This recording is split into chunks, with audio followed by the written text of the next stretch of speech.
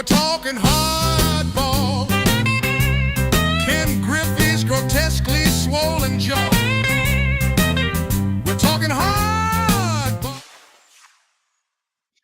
Welcome, everybody, to the latest live edition of Betting Weekly Hardball. Why would it not be live? We're always live every weekday at 2 p.m. Eastern. It is Tuesday, June the 3rd. Along with Doug Kezirian, I'm Adam the Bull. And, Doug, we got a full slate of games to get to today. Are you excited? Is this a day to win the fans a lot of money? I am, and I certainly hope it's one of those days. Yesterday was not. Dropped the ball a little bit, Bull, but that happens after a great day Friday. Yeah. We joked about a couple trends that we probably should have paid more attention to in hindsight, but really there was no substance to them actually coming through. But all in all, it's a great card, some interesting matchups, some interesting betting angles for sure. And that's the thing. You got to have the entire tool belt around the waist, and you got to know when to do an alternate line, a first five total, a prop on a player. Like, you got to know the nuances of every sort of situation because the opportunities are out there to make some money. You just got to seize them when they present themselves.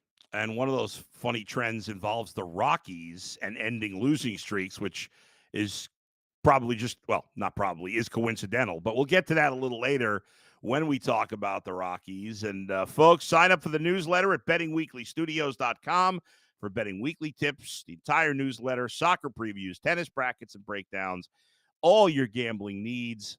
Check out bettingweeklystudios.com, all the Betting Weekly shows, part of the Bet Rivers family. Let's get to the first game of the day. No afternoon action, of course. All the games starting after 6 p.m. Eastern time.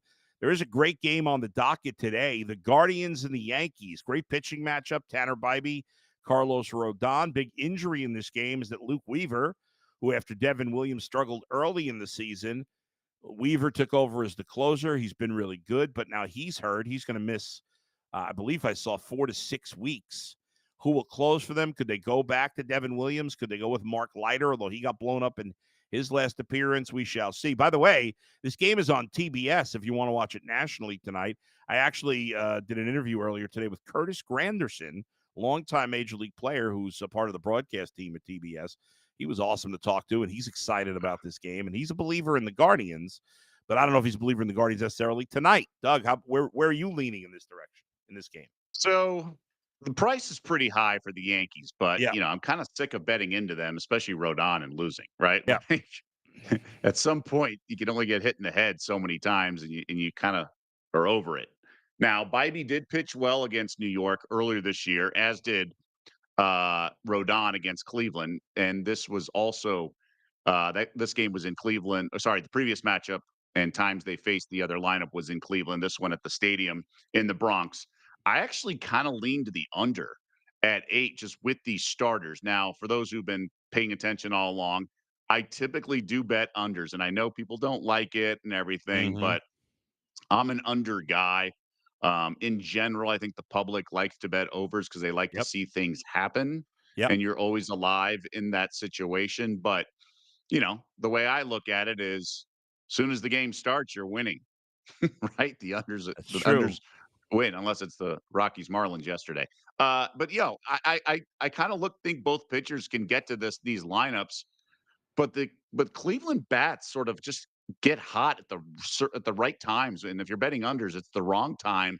So I'm a little uneasy. But Rodon is, like I said, I'm sick of betting into him, and maybe you just got to accept where he is. But under 8 feels like the right side and the right angle here. So it's a strong lean, and I may get there by the end of the show.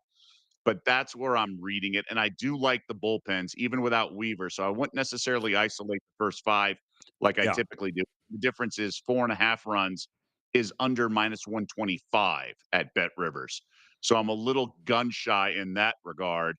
But under 8 feels like a 4-2 game. Yeah, I'm with you on the under. The Guardians have one of the best bullpens in the league. As you said, the Yankees bullpen has mostly been good outside of Devin Williams early in the season. It is, plus 175 is a big number for a team that's usually you see a team plus 175 or worse. It's a bad team. and the Guardians are not a bad team. They're pretty good. But as you said, and I think we talked about this last time he pitched last week, Carlos Rodon has put it all back together this year after a terrible first season and a mediocre second season with the Yankees. He's been one of the biggest reasons why they're off to the start they are. I thought coming into the season that their pitching outside of Fried was going to be terrible. And that's why I had them as a sleeper team to not make the playoffs. But their pitching has been anything but terrible. And besides Fried, and Rodon's been the best one of the non-Fried guys. So yeah, it's hard to, this Guardians lineup. You're right. Every once in a while they spark up with a bunch of hits and score a ton of runs, but generally it's not a great offense. You got Ramirez, Santana's been hitting well lately, but Kwan, that's about it. Manzardo got off to a good start. He has struggled lately. So there's not a lot of huge bats in this lineup, and the way Rodon has pitched it, again, I'd love to get the Guardians a plus 175. I don't love it in this matchup, and I agree that it's going to be a low scoring game. And Bieber's had a Yeah, weird and the year too. Yankees and Rodon gets out of jams. Like, he's Yeah. not afraid with 2 on, 1 out, right? Like, he can handle the pressure, and that's sometimes when the stakes are a little high, even though this is in October, I feel like he can handle those situations, and I have no problem with Bybee against this Yanks lineup. Obviously, Judge is an absolute monster, but aside from him, like, nothing really scares me on this lineup, and obviously, they're in first place. They've been playing well. Um, I mentioned yesterday LeMahieu kind of finally hit, but Yeah. they've moved Wells all over the lineup. Rice is okay. Grisham's had his moments. Goldie's obviously a beast that is maybe sort of Oh yeah. invigorated here, but that's about it. I mean, that like Goldschmidt and Judge is all I kind of care about. Yeah, no doubt about it. And a lot of the Guardians are better. They've struggled against lefties as well. So I Okay. mean, I can see Manzardo not being even in the lineup today, and he's one of their better power hitters. So they've sat him against some tough lefties, and obviously Rodon is. So it's been a weird year for Bieber, but he has not had back-to-back bad starts this season. He's had, he gave up 7 runs against the Angels early in April, 6 against Baltimore in the middle of April, 5 against Cincinnati a few weeks ago, and his last start he gave up 4 runs against the Dodgers. Although I would argue against that Dodger lineup, giving up 4 runs in 5 innings is not as horrible as it would be against most teams. But every time he has had a rough start, he's followed it up with a good one. All his other starts, he's either been terrible in 4 starts, and his other 7 starts have all been fantastic. So I expect him to pitch well, and I expect this to be a close and low-scoring game. So I think we're on the same page on this one. Folks, catch Betting Weekly Tennis live tomorrow at 1 p.m. Eastern, as always, Mondays through Wednesdays. Tim Dennis joins Nigel Seeley for live quarterfinal action at Roland Garros. We got you covered with tennis. There's always so much to bet on when it comes to tennis. The I-70 series, the Royals and the Cardinals. Tonight in action, the Royals have been playing well. They just called up their best prospect. I assume, I mean, this would be crazy if he doesn't, that Jack Caglione is going to make his major league debut tonight. That'd be pretty weird if they called him up and had him on the bench. So I'm guessing they're not going to do that. I'm excited to see him play, betting aside on that one. Pitching matchup, Michael Lorenzen and Andre Palante. What do you think about this one? Yeah, it's going to take some time, you would think, but you never know with the Cardinals and their scouting, and they always find guys who, and they're not going away. Let's put it that way. Like, this Cardinals team is here to stay.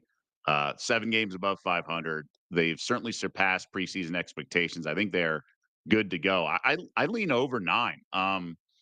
Both these pitchers have kind of come back to earth, been getting touched up of late. Lorenzen and Palante. And the lineups, Cardinals find ways to hit, and sort of like the Cubbies were, right, to start the year. It's just that you expect them to sort of regress.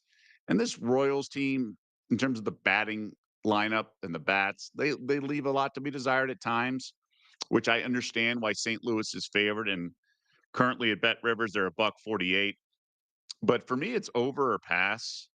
Um, I just feel like there's gonna be like a 2 innings where there's a crooked number. Like, there's gonna be a 2 3s in there, and you kind of get deep, and it's all of a sudden it's 5-4, and then there's some insurance run. So that's how I see this game playing out, and it's only minus 104 to the over. So yeah, I just got done talking Right. about how much I like unders, but Yeah. over in this game feels like the right one. Yeah, you talked about the Royals lineup, and they have struggled at times to hit. Even Bobby Witt's not sizzling right now, but I'm just like I said with Caglione making his major league debut. He's one of the best inning prospects in baseball. I'm curious to see if he creates a spark for them, and we'll see that game. I not an official pick, but if I were gonna bet on the who's gonna win the game, I'd actually bet on the Royals at plus 120 because to me it's a toss up. And I think ultimately, while I agree with you that the Cardinals are certainly better than anybody thought and will be in the mix, I think ultimately, even though the Cardinals have a slightly better record than the Royals, I think the Royals are the better team when all said and done. So I'm gonna lean towards the Royals. Yeah. Yeah, I again, I always ask myself, and I've joked about this, is Yeah. like, what bet will you feel dumb making if it loses, right? Like, Yeah. I will feel dumb betting against the Cardinals in this situation. All right. Um, and especially Lorenzen been touched up. But to your point, Yeah. you're not laying juice, you're taking Right. taking some candy at plus a quarter. Royals have been a team that's been tough for me to bet against this season as well. So it's kind of a stay away for me on the side for that reason until I get a better read. But I do think Lorenzen's a fade at this point, which is why I was eyeing the over. Another big game tonight. Mets and Dodgers in LA. The Dodgers took 2 out of 3 from the Yankees. Played the Mets last night. The Mets blew the game late. Then they came back and won the game. Mets have won 8 of their last 9. They won, as I said, well, I didn't say it was an extra innings, but it was 10 last night. They're on TBS as well. Obviously, these have been, I think the Mets, Dodgers, and Cubs are maybe tied for the best record in the National League or all within like a half game of each other. And this is another very fun game to watch. Clayton Kershaw, the name is sexy. He's not the same pitcher anymore against Tyler McGill, who is, a guy who's does not have a sexy name, but he's pitched, you know, very well this year. So I think if you're a casual baseball fan and you see Tyler McGill and Clayton Kershaw, you'd think, oh, wow, that's a huge advantage for the Dodgers. And I don't know. Right now, Tyler McGill's a better pitcher than Clayton Kershaw. Yeah, I mean, You're not Kershaw, buying like in you on said, that?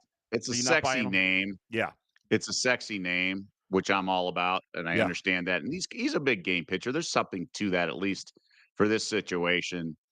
But I would I would definitely give the Mets the edge, and they do have the best record in the NL right now. yeah, I'm still perplexed on how the game ended. Dodgers were down a run in the extra innings, first and second, nobody out. I would have pinch hit for Muncy. I mean, he bats less than 100, I believe, against left-handed pitching.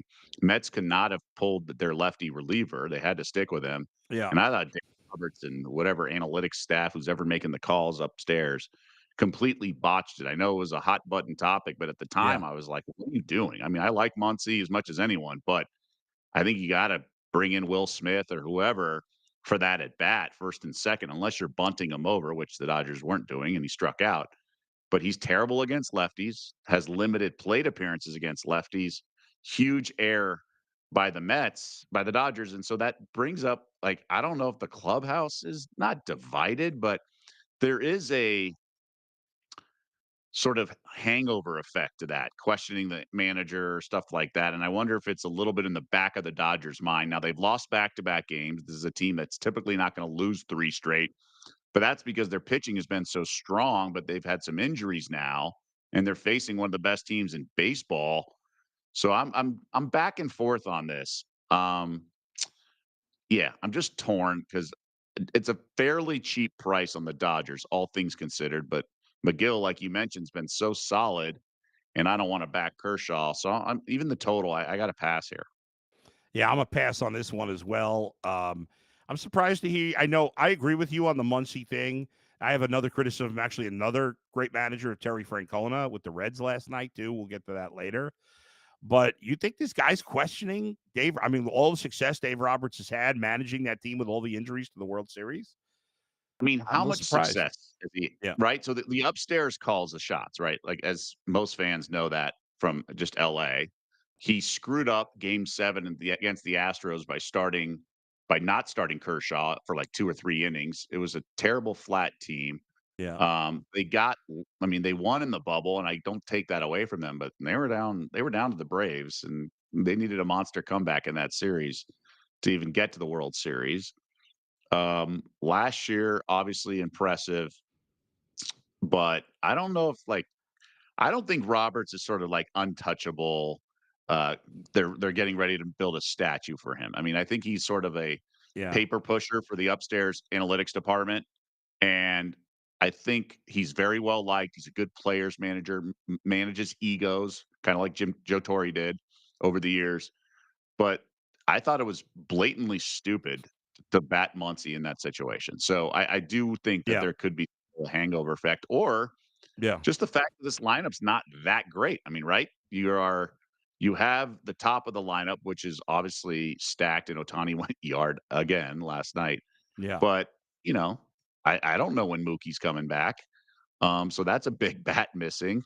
I think there's a Um, chance he's coming back tonight. A okay. I chance. mean, it's a I weird don't know. injury, Yeah. but I would argue the Mets have a better lineup. So I'd look at the betting the Mets. Yeah, I don't disagree that I mean, I don't know that there's that big a And Soto's difference. not hitting, right? Soto's not hitting, Right. but ceiling wise, the Mets have a better lineup. I mean, Lindor's playing great. Uh, Polar Bear, I'm good with, and the bottom of the lineup, I kind of like for the Mets with Beatty and company. So I not thrilled with the Dodgers. They were smoke and mirrors a little bit with Erdman and some of the guys at the end of the season. They're going to get hot at some point, Yeah. but I think you need Mookie back to sort of reach that level. And if he gets back tonight, that helps, obviously. Yeah. But I would say the Dodgers have the better lineup, and today, at the Yeah. juncture of their careers, probably have the better starter.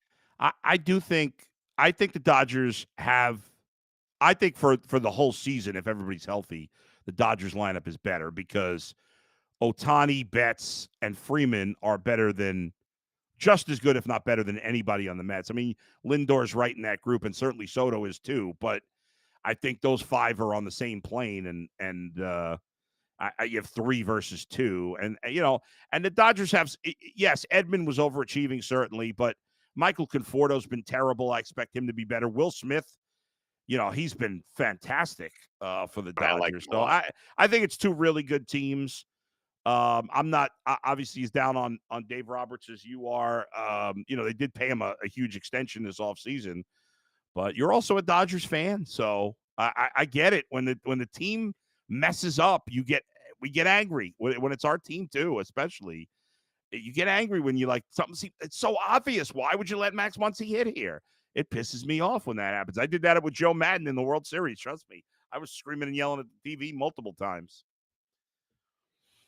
It is very frustrating when something is, and there's such a numbers driven decision making process over there. Yeah, So yeah. what's the logic for it? That was a weird one. I agree with you there.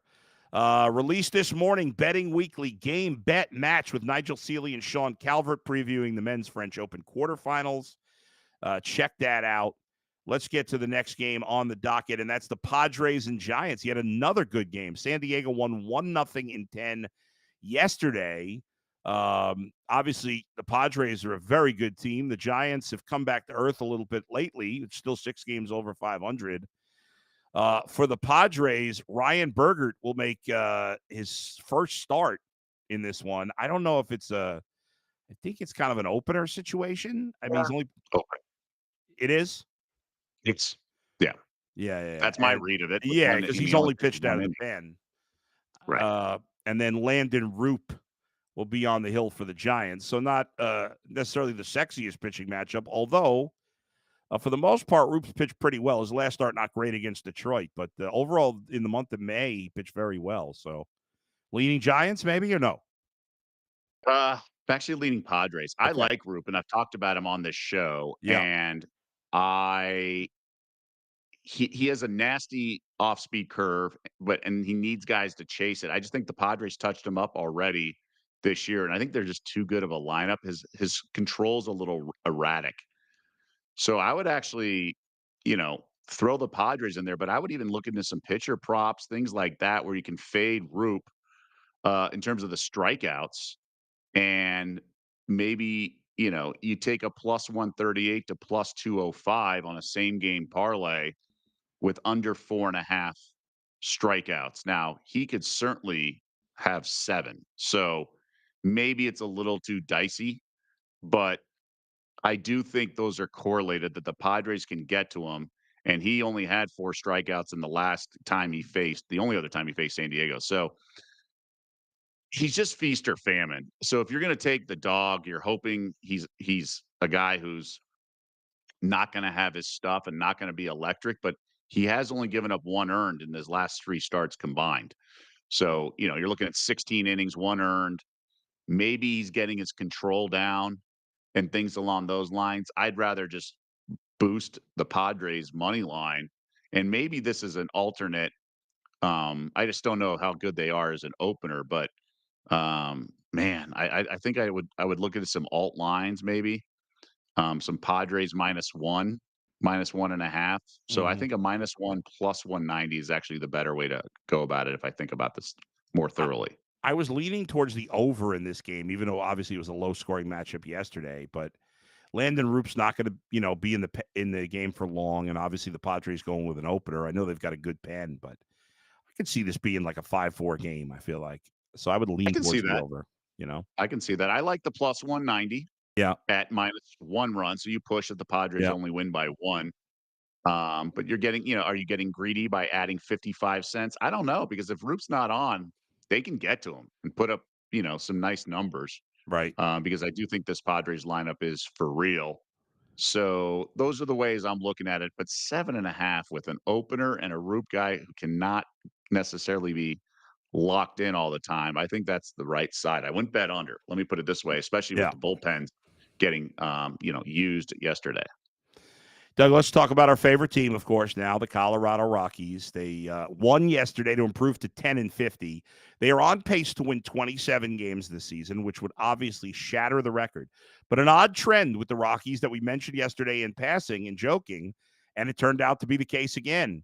The Colorado Rockies somehow, even though they're 10-50, have not lost more than 8 games in a row. You would think at 10-50, there's a 14-game losing streak, a 16. No, they have not lost more than 8 in a row. They have lost 8 in a row 4 times this year, which is crazy. But every time they've lost 8 in a row, they have won the 9th game, and it happened again yesterday. So the 10-50 Colorado Rockies are 4-0 following an 8-game losing streak. How about that bizarre stat? I can't even process it. For a team that has 10 wins, Yeah. 4 of them have come to snap 8-game skids, Yeah. and they don't have a losing streak over 8. Yeah. That's the Bizarre. benchmark. Yeah. Um, I don't I don't know what to say. Like, but that's baseball. That is Yeah. baseball in a nutshell. So the question is, are they capable of building on that success instead of just going back to being the same old Rockies? Now, there is a principal component to this. We didn't bet Miami yesterday, and I'm not going to bet on Alcantara today, He's been awful. but he's been awful. I think you have to bet the Rockies like team total maybe, but if you're going to, I think I said this last week, like Tanner Gordon's not a guy I kind of want to fade. Um, but I heard a buddy on radio say this yesterday. Friends don't let friends bet the Rockies. So Mm. I am torn, but Alcantara is so shaky. Like I don't think anybody's going to trade for him. He was supposed to be Yeah. auditioning all season for a trade, but who wants that? Um, unless some pitching coach wants to put his reputation on the line, but I don't think he's, worthy. No. I'd look at under everything for him, whether it be strikeouts, outs recorded, everything. Rocky's team total is sadly something that I'm getting suckered into. I think I'm going to have to bet Colorado. We're going to add this Colorado over 3.5 -103. So All right. I 3.5 is a low number at 103 against Alcantara. Okay, he's not good, and these Rockies guys want to hit. Their bullpen is really bad, so that's the nice thing about not incorporating. Do I run the risk of Tanner Gordon in Colorado winning 3-2 and I miss out on the plus 155 and it goes under? Yes, I'm rolling the dice, but I'm also banking on maybe they lose 6-5 and I still win my win total or Mhm. sorry, run total. So I'm going to go over 3.5, and minus 103 is really enticing. So I just think it's a hard fade of Alcantara. He's been so poor this year, and it's sad because he's a former Cy Young, and he should have it all, but he's just not a guy that can put it all together. And I know the Rockies are sort of a AAA team in terms of a lineup, but they should be able to get to him. And maybe I'm swayed by what I last saw, but maybe the Rockies can have a little momentum here in Miami. To your point on Alcantara, his first start this year, 4 2/3, gave up 2 runs. Not bad, but it was against the Pirates. His second start, very solid against the Mets, 2 runs in 5 innings. Since then, he has made 9 starts and has given up 4 or more runs in 8 of them. The only one he didn't was in April. He gave up 3 runs in 6 innings to the Reds. So his best start of his last 8 is 3 runs in 6 innings against the so-so Reds team. Otherwise, he's gotten pretty much obliterated every other start. This guy was at the top of the hill, as you mentioned. A few years ago, he got hurt, and right now he looks like maybe the worst pitcher in baseball. So it's crazy to think to bet on the Rockies. They've won back-to-back games one time this year. They have a 2-game winning streak one time. But if you were ever going to consider the Rockies, tonight would be the night to do it, I guess. I mean, they're plus 155 against the guy who's been the worst pitcher in baseball, and it's another And bad they have the team. better pitcher. They have the better pitcher, Yeah, and I know they're pitiful, but these are games where they're not as pitiful as their opponent, and I don't need them to yeah, win. I just need 4 runs. yeah. Now our graphic there says Chase Dollinger is the pitcher, but it is Tanner Gordon tonight, Okay. I believe. Okay, I think it was supposed to be Dollinger, so I think that's a change. Yeah. All right. Well, we'll double check on that before the end of the show. So you got the official bet from Doug over 3.5 runs for the Rockies at minus 103. We talked about the red hot Brewers yesterday, Doug. They remained hot. They won again, beating Cincinnati in a close game. 8 straight wins. I thought there was a moment. Obviously, you talked about Dave Roberts with the big screw up against the Mets yesterday. Well, Terry Francona is one of the best managers in baseball. Is going to be a Hall of Famer someday. Obviously, I covered him for a long time here in Cleveland, but I thought he made a terrible decision, and I've always felt that Terry Francona's biggest flaw as a manager, he is over infatuated with veterans. He doesn't love playing young players. And so the Reds had some young guys up, and then they signed of course I'm drawing a blank on his name now. They signed the guy from the Rockies. Hold on, I'm gonna look it up. Garrett Hampson. They brought in Garrett Hampson. The guy is terrible. He can't play. They signed Garrett Hampson, send a young player down in the minors. Garrett Hampson hasn't knocked in a run in 52 straight trips to the plate. And with 2 out in the bottom of the ninth in a 1-run game, he lets Garrett Hampson face the Brewers closer. I know it's 2 out, nobody on, but the guy hasn't driven in a run, Doug, in 52 at bats. I can't play. I don't understand letting him hit in that situation when you got my what's his name? McLean. Why am I drawing a blank on his first name? Matt? Is it Matt McLean? I don't know, but he's a starter. I think it's Matt McLean. He's a starter for Cincinnati. He's a much better hitter. Why you wouldn't bring him up to hit there in that situation, I have no idea. So to me, bad job by Francona in that one. So he's the Doc Rivers of baseball, but yeah, it is Matt McLean, by the way. Yeah. Yeah, I know these managers play the long game and they want to win over their clubhouse and players, and that's why the postseason arrives and they have shorter hooks. I get all that, but you're also trying to win games, and if you don't win games, you're not going to have a chance to have the fruits of that labor of trusting guys at the end of the season because you'll be so far out of the race. Right. So that stuff really bothers me. These guys are adults; they can handle being pinch hit for or pulled. Muncy can handle it for the Dodgers in terms of being a lefty. And if here's a way to fix it: don't complain to your manager. Hit better than 100 against Right. lefties, That's even right. if it's 50 something at bats. So yeah, I don't know that stuff. I didn't see what the media asked if they addressed it with Yeah. Francona after the fact, but that stuff's, nonsense. We're all adults here is kind of how I Right. approach it. Now, this is a great pitching matchup Great here with matchup. Yeah. Peralta and Hunter Green. I love Hunter Green, but I don't want to bet against a team that's hot like the Brewers. They spotted Cincinnati 2 runs in the bottom of the first yesterday and then didn't give up a single run the rest of the way. They scored 3 over the next 2 innings and took a 3-2 lead in the third and never looked back. And that's how the game ended. They're hot. They've won 8 straight. There's just no reason to lay this price. Uh, you know, I know that at some point it's going to go down this win streak and blah blah blah, but I just think there's smarter things to do than bet against the Brewers right now. I know Hunter Green is solid, but so is Peralta, and weird things happen when you have a win streak. Um, the Brewers' pen's okay. The Reds' pen is not particularly good, but with the two good starters, both are capable of going deeper than the average pitcher.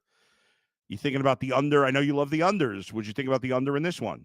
Yeah, it's 3.5 for the first 5 at plus 112. 8.5 certainly feels like the right angle here. I just wonder if one of these guys gets touched up. I love watching them at their best. When both are locked in, I like them at their best. But if it gets away, I do lean under. There's no way I'd bet the over. I do lean under 8.5 Mm-hmm. for the game because I don't like the 3.5, even though it's plus 112. It's just a little too um low. But I think 8.5, even if one of Yeah. the starters gets touched up a little bit, I think you can get home here. Yeah. I'd be leaning in that direction as well. All right, next game on the docket. We talked about a team that was hot, and the Brewers, a team that's not. We talked about them yesterday. The A's, like the Brewers, stayed in the direction they were going. 7 straight losses for Oakland after they lose to Minnesota yesterday. Back in action again today. The game is in Sacramento. The A's have been a hideous 9-20 at home in Sacramento. Pablo Lopez, who's really good, pitching for the Twins. Jacob Lopez on the hill for Oakland. Jacob Lopez got absolutely boat raced his last time out against Toronto. He went an inning and 2/3, gave up 6 hits, 2 homers, a walk, and 7 earned runs. If he pitches bad today, which it wouldn't surprise me if he did, he could be back in the minors by tomorrow. So where you going in this one there? Yeah, I would look run line here Yeah. for the Twinkies. I know Pablo Lopez is nothing to write home about. Um, sorry, He's good. Or Jacob sorry, Lopez. my Jacob Lopez. So, Yeah. but you can't overreact to one outing, and I just that ballpark. Look, I had the first 5 under, and Yeah. Joe Ryan was great, but the problem is that ballpark is just Yeah. too much. But -1.5 is still -127, and the Athletics have some pop. Pablo Lopez is fine. It would be run line or pass. Twins do have the edge. I'd even think consider -2.5 plus money here because if he gets rocked, he's going to get rocked. And that would be one way to play it the more I think about it. Plus 120 is all you're getting at -2.5. Right. So it's a pass on that and on that element for me. For what it's worth or not worth anything, Jacob Lopez has appeared in 6 games for Oakland this year, and the A's are 0-6 in the games he's pitched in. Now, he's only one of them he did pitch really well in a start is 2 times before, but they still lost the game. All right, final game of the day on the docket: the Tigers and the White Sox. We talked yesterday, Doug, about are the White Sox becoming Rockies-ish, and we agreed they're not quite that bad, but they are bad. They've lost 13 of 17. They're 7-25 against teams currently over 500 with only 1 series win. What say you on this game? Well, this is my guy's going for the South Sider, Shane Yep. Smith, and he's been excellent for many, many starts. He's been so reliable, has gotten in some trouble here and there, but for the most part, I mean, given he pitches for the White Sox, they did get a win in his last start, so that's kind of nice. And he pitched Mhm. okay. I would not, if I'm betting against the White Sox, I'm not betting in this game. I just the reason the money line's so low against Tigers, who've been for real, is the pitching edge for Chicago. It's just their bats aren't reliable. But I don't know even know Mhm. who's pitching for Detroit here. So this is a game where the Yep. bats for the White Sox could sort of explode and do some damage here. And that's something that does interest me in that regard. Yeah, the pitcher is listed as undecided. I'm trying to find out if there's been anything in the last few minutes that's popped up on this game. I don't know if our guys Alex and Z have seen anything on social media. I'm looking at all the sites I normally go to see if something would pop up, and I haven't seen anything yet. I'm guessing they're gonna make a bullpen type game, but I don't know. See, I like the White Sox -1 plus 220. Right. I would do an alt line here because if you get Smith locked in, now we're talking. Even the reverse three-way line, um, I like plus 150 because I then you're just banking on Smith to outpitch who's ever going for Detroit. So I'd probably look at that. But if the two-way line's plus 140, the three-way line for first five shouldn't be 150. So I would rather go for the game -1 plus 220. That's something I would rather do with the White Sox and just hope that they ride the momentum of backing Shane Smith and giving him some offense like last start. All right. If we see anything in the next few minutes on who is going to be starting for the Tigers in There's this game. wind though. There's wind in this game. We should mention that. Ah, all right. Well, 8.5 might be low. could be. When you don't think about the wind being a factor as much outside of Wrigley Field, but it certainly can be. Certainly can be. Left center, my understanding is it's out to left and left center, and it's Yeah. hard. Okay, and here's an update. I do have an update on the Rockies situation. So it is Chase Dollander that is pitching. Okay. Tanner Gordon got scratched. He is going on the IL. So the Rockies just made a bunch of roster moves. They put they activated Dollander off the 15-day injured list. They put Tanner Gordon on the 15-day injured list. They've also put their closer, Zach Agnos, who, only has 3 or 4 saves. He's got the curly mustache I mentioned, like Raleigh Fingers. So he goes on the injured list as well. So they lose their closer and today's starter. So factor that in, if you will, for the Rockies. Interesting, as if things weren't bad enough for them, Doug. They lose Gordon, who's been solid, and they lose their closer, Agnos, who's been one of their few good pitchers. There you go. Our buddy Brian Monzo says he likes the Mets for the Mets-Dodgers game, Pete Alonso over a half an RBI at plus 133. Can you endorse that, Doug, or no? Yeah, so the thought process is the guys that hit above him. Lindor leads off for New York. Obviously, Soto, I think, bats third. Alonso bats fourth. Nemo's, I think, second, if I remember correctly. So I could get behind that with guys on, ducks on the pond, as they say. I would say I could get behind that. Alonso is really just so rock solid. He's going to heat up himself, and when he's locked in, he can hit the ball million miles. So I can get behind that at plus 180 for sure. I think Monzo's onto something. And you see Maserati Fox says, yeah, I'm also on Alonso. Looking at Brian Reynolds' RBI plus 180. He's hitting 4 of the last 5. He sees right-handed pitching well. He's had a bad year overall, but he's picked it up lately. No opinion there for me. What about you? Yeah.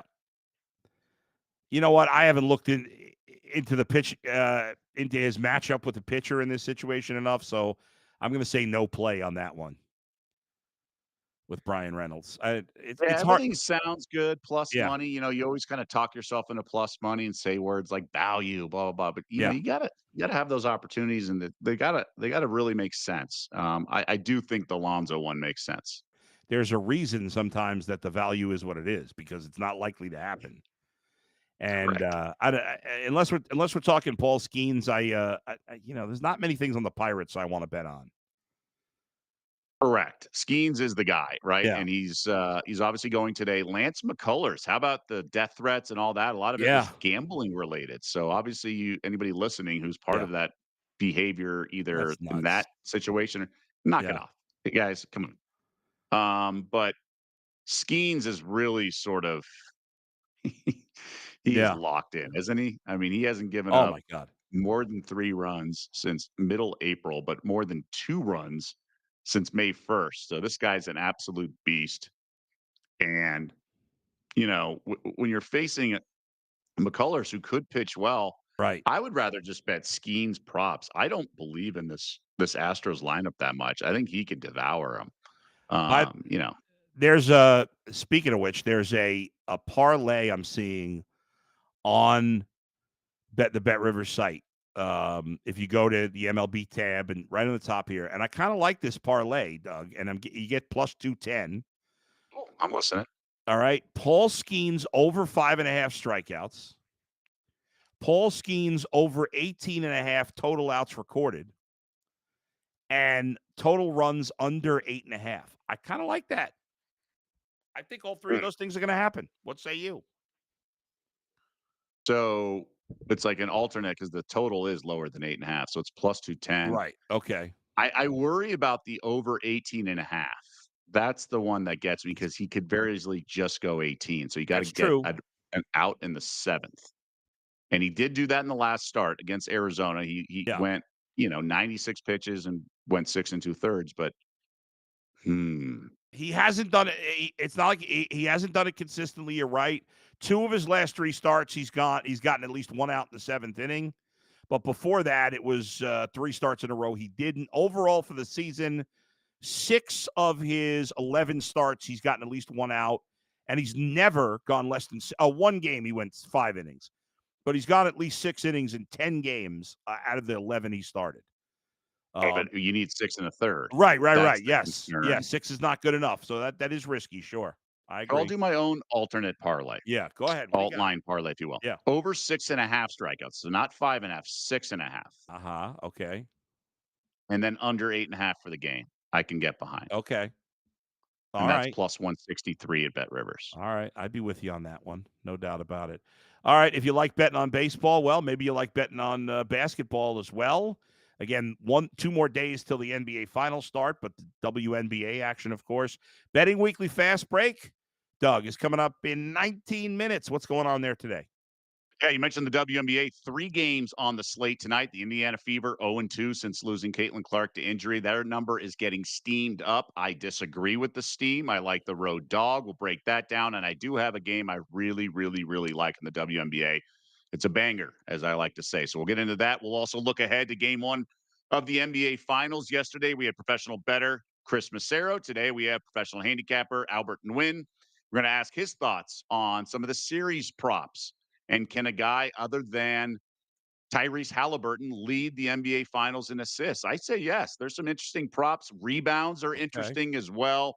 We saw 40-1 for the most rebounds in the Western Conference Finals hit last round. So why not in the NBA Finals, especially when you're anticipating a lopsided matchup? So we'll break it down cover to cover in the finals. And then also we got the WNBA slate tonight as well. All right, Doug, let's recap what you like today in Major League Baseball for those who maybe just joined us here at the last second. Yeah, so official plays, I'm going to go always a half unit. Colorado over 3.5 runs, team total minus 103. I think we're going to get there with that. I do like that same game parlay I just concocted. I'm going to go over 6.5 strikeouts with Skeens, which, those Astros hitters, maybe be able to just put them in play, but I like Skeens here. And then it's a little bit of a boost because I think it's correlated to under 8.5 runs, which is an alt line on the total, and that's plus 163. So I'll do that. So a couple, one small juice, another nice payout. And man, I was close to some unders. We talked about the Reds, Brewers as well. I'll just go with those 2 for now. But I'm going to kick myself maybe for that Reds, Brewers, not taking that under 8.5. All right, folks. We hope you enjoyed the show as always. Thanks to Z and Alex for producing today. Betting Weekly Fast Break coming your way in now 17 minutes. For Doug, I'm Adam. We'll talk to you next time on Betting Weekly Hardball.